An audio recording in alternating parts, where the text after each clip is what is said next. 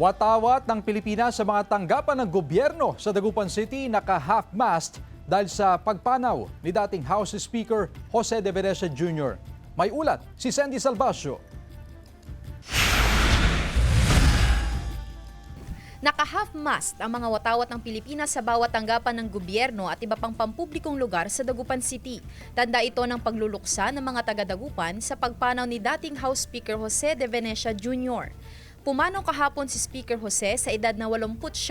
Isinilang noong December 26, 1936 sa Dagupan City. Lumaki sa Barangay Bunuan, Geset, kung saan dito nahubog ang pundasyon ng kanyang pagkatao. Sa kabila ng kanyang mataas na katungkulan sa pamahalaan, nanatili siyang malapit sa kanyang mga kababayan. Nanilbihan siya bilang kinatawan ng ika-4 na distrito ng Pangasinan ng 7 termino. 5 beses siyang nahalal bilang House Speaker. Sa kanyang panunungkulan bilang House Speaker, nabago ang anyo ng dating base militar bilang mga sentrong pang-ekonomiya at pinalawak ang mga economic zone na tumulong sa pag-unlad ng ekonomiya sa bansa. Saksi ang ilang opisyal ng gobyerno sa Pangasinan sa matatag na liderato ni Speaker Joe. Siya po yung unifying leader.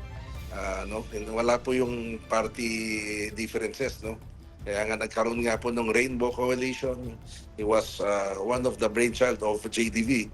Ay yung pinagsama-sama po itong marami factions or even parties. Tulad ng pagmamahal ni JDV sa bansa, hindi rin daw matatawaran ang pagmamahal ni JDV sa kanyang pamilya. More than 20 years na kasama nila ako, I knew how he was so close sa kanyang family. At he values talaga yung importance ng family sa buhay niya. Binalance niya talaga. Mananatiling naka-half-mast ang watawat sa lahat ng tanggapan at pampublikong lugar sa syudad hanggang sa Marso 10, 2026.